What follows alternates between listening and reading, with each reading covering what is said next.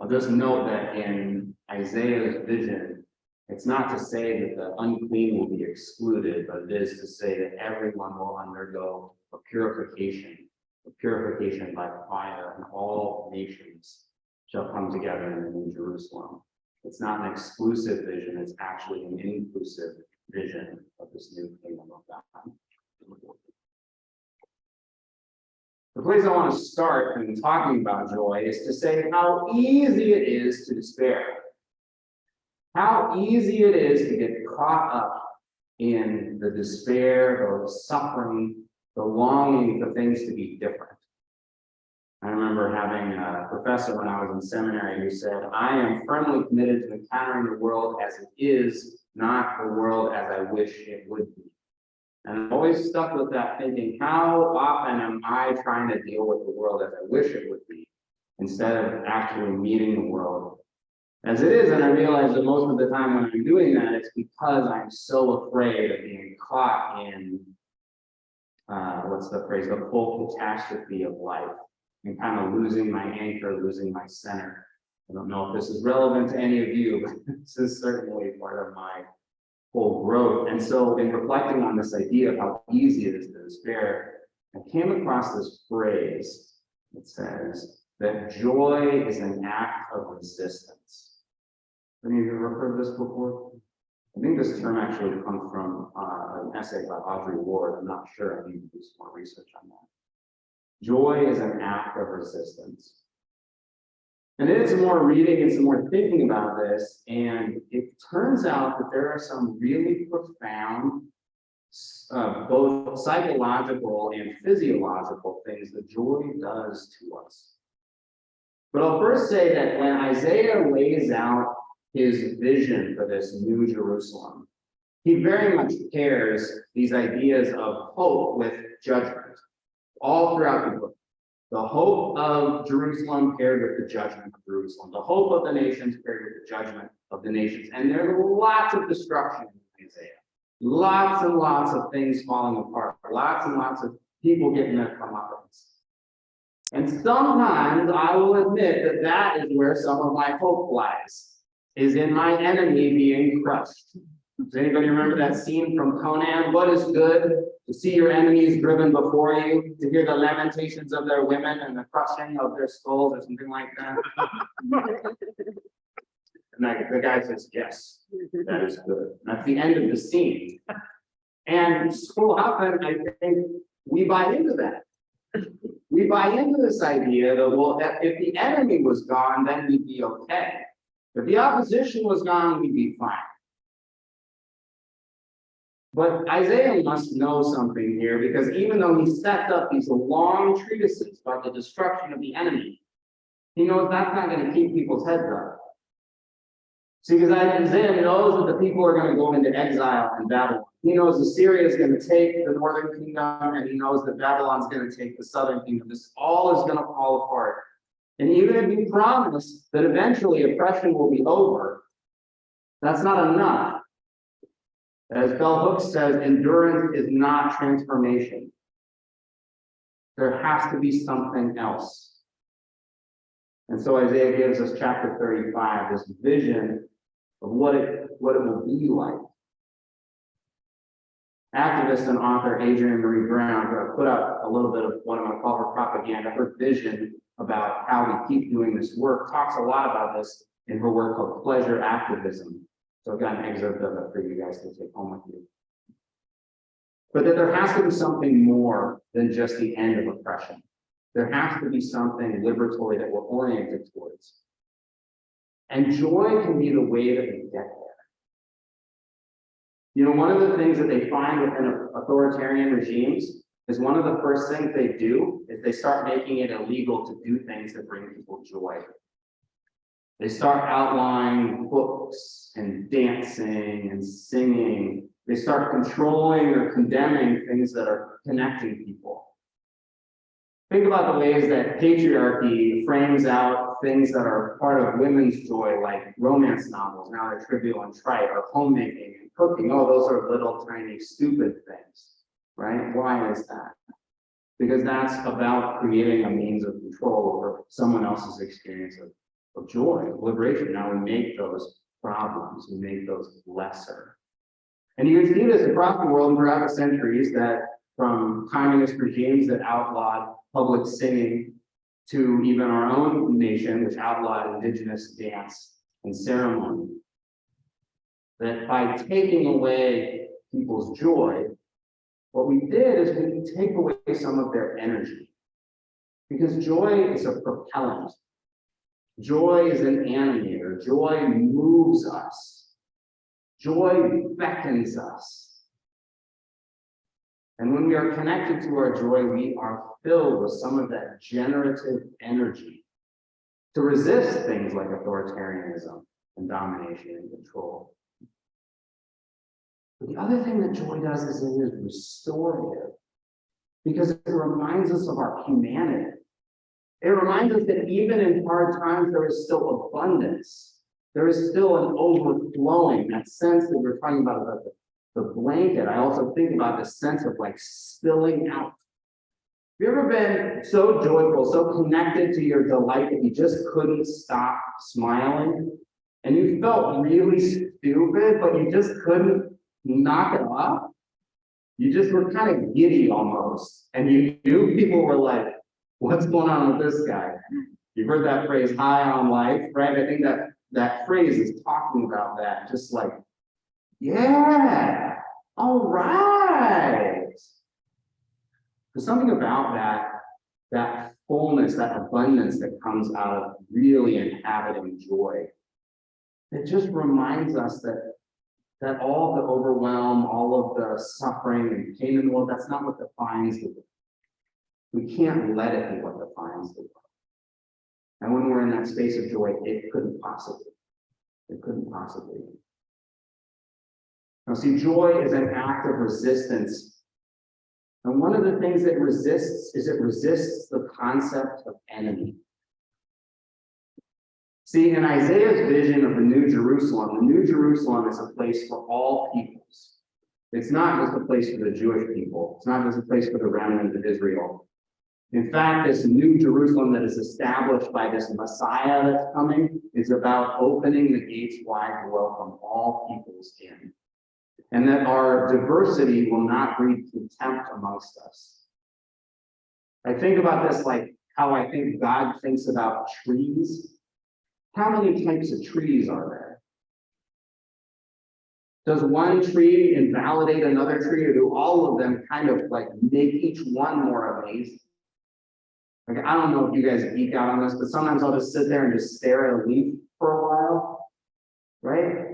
And like, I remember this one time I was in, where was I? I was in Croatia, and I'm sitting there doing this, and this guy comes up and says, dude, you're freaking people out, man. You gotta stop, you gotta go somewhere, you gotta do this in private. But I'm just sitting there and just like the complexity of it. It's amazing. We take for granted, we're like, oh yeah, it's a little round thing, the little lines, and then you look at it. And you're like, oh my God. And then you realize every single thing is that way. Every single thing is that way. There is not a single thing that is not far more complex. Your brain is just lazy as a survival technique. It doesn't see everything. Once you start looking, oh my God. There's this thing that they're finding in somatic studies. So somatics is the study of the body. And what they're finding in somatics is that when people are joyful, their bodies start aligning. So there's been research on singing, on choral singing. And what they find in choral singing is not only do people's breath align, because they kind of have to in order to sing a note and breathe at the same time, yada, yada. Their heartbeats do too. All of a sudden, if they're in a big enough room and they're experiencing the fullness of that, the whole body rhythms start to align. They become one creature, one being. This is what joy does to us, is it invites us into a greater wholeness. I think about your vision about state of grace, and I think about kind of just that idea of being part of something that is bigger than us. But when we're in despair, when we're in fear, we're in scarcity, we're so separated. We're pulling back. But when we're in joy, we're called in.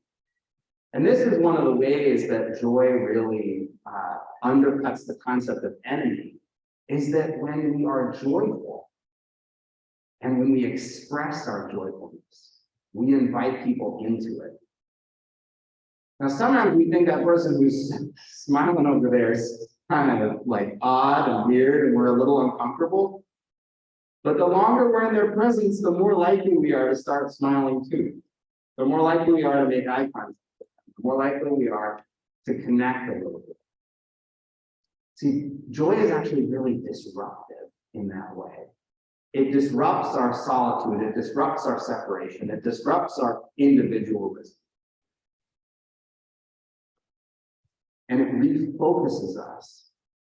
In Audre Lorde's work, The Uses of the Erotic, one of the big things she talks about is that we can't just resist oppression, we have to embrace our desire.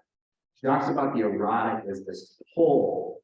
She doesn't use language of the divine, but this really, in my mind, exactly what she's talking about. She's talking about that divine lure that's drawing us out, that thing that we want deeply, that we hunger for. Our desire is not a thing that we need to tame or control or manage. It's a thing that we just need to clarify. What is it that we desire? And our joy will show us, right? Because our joy, according to the New Testament in Greek, is about this alignment with God. This place where we desire that which God desires. And so it pulls us out of our cynicism. It creates an orientation for us. And that orientation of desire doesn't have enemy. It doesn't orient towards enemy. We aren't suddenly just the opposition, and they aren't the opposition to us. This is what we want. And somehow the energy of that, it draws us together. And it undercuts this notion that we even need or should want or should invest in seeing enemy in anyone. And that sounds like Jesus to me. But the part that sounds most like Jesus to me is the idea that joy is an act of resistance to the power of pain and death. When I think about Jesus, I think about this man who the only time in the Bible I can find that he got so angry, there's a term in Greek that means horse snort angry, right? Does anyone know where this is in the Bible where Jesus gets horse snort angry? It's actually not there, surprisingly. It's because our Bibles don't translate it as horse snort angry. They translate it as deeply distressed and disturbed in spirit. Yeah, but he's pissed. Do you know where it is? You're remembering this phrase. It's when Lazarus is dead. It's when Lazarus is dead. And he sees all these people brokenhearted. I think he's pissed at the power that death and pain has over our lives. I think he's pissed at the power of despair and how distraught we are. I think that that's what really is happening, because that's how empire controls us all. Is it threatens us with death and dismemberment. It threatens us with poverty and ridicule. And that is exactly what he knows he's facing as he walks into Jerusalem. And he walks as a man full of grace, ready to offer joy to any who ask it. In our bodies, when we're in a space of threat, when we're in danger, or we perceive ourselves to be in danger, which within our body is the same thing, whether we're in danger or we just think we are, it's the same thing internally. Your body produces stress hormones, chief among them cortisol and adrenaline. And there are plenty of studies coming out now that are showing that consistent, kind of pervasive experiences of stress hormones alter your DNA. You can pass that on to your kids. It can become a generational change in you physiologically. That's what oppression does. That's what our fear, a chronic fear and anxiety, our hustle culture, our grind culture, our scarcity mentality does to us. And you know what joy does? It neutralizes cortisol and it neutralizes adrenaline. It literally invades our system and stops our stress hormones from being active. Our brains produce dopamine and endorphins that literally physiologically counteract our experiences of stress. And this to me is why it is so central to the experience of being Christian, because when I imagine Jesus walking into his death to face the Sanhedrin, walking up to Golgotha to face the cross, walking past Judas, his brother who had betrayed him, I think, how terrifying could that possibly be? I don't even know what that is. And I know that there are humans the world over who have felt that fear, faced that possibility of violence and death so much. And the Christ I follow is someone who had to face that, feel that, who had to still stay oriented and rooted in God. That he took that joy into and out of the tomb. How do we choose love? Well, I'm going to read you a little poem. And then when we're done, we're going to have a little time just for you to listen to some music that Sam's got for us. You can go to the candle lighting table, light a candle, and pray. I'll bring some fire down for it. There's a little basket there that's got cards in it. You can pick up one of those cards. It's got one of the Gospels on it. It's a Gospel study lesson there if you want to go through that during the rest of Advent. But really just write down on one of those little cards that's sitting on the table, where are you connecting with this joy that undermines the power of pain and death, that undermines the power of empire? This is called A Brief for the Defense by Jack Gilbert. Sorrow everywhere, slaughter everywhere. If babies are not starving someplace, they are starving somewhere else with flies in their nostrils. But we enjoy our loves because that's what God wants. Otherwise, the mornings before summer dawn would not be made so fine. The Bengal tiger would not be fashioned so miraculously well. The poor women at the fountain are laughing together between the suffering they have known and the awfulness in their future, smiling and laughing while somebody in the village is very sick. There is laughter every day in the terrible streets of Calcutta, and the women laugh in the cages of Bombay. If we deny our happiness, resist satisfaction, we lessen the importance of their deprivation.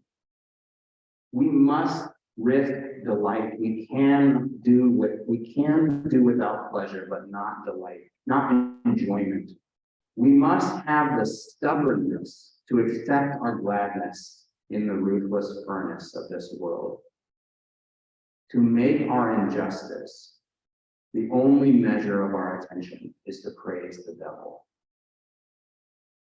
If the locomotive of the Lord runs us down, we should give thanks that the end had magnitude. We must admit that there will be music despite everything.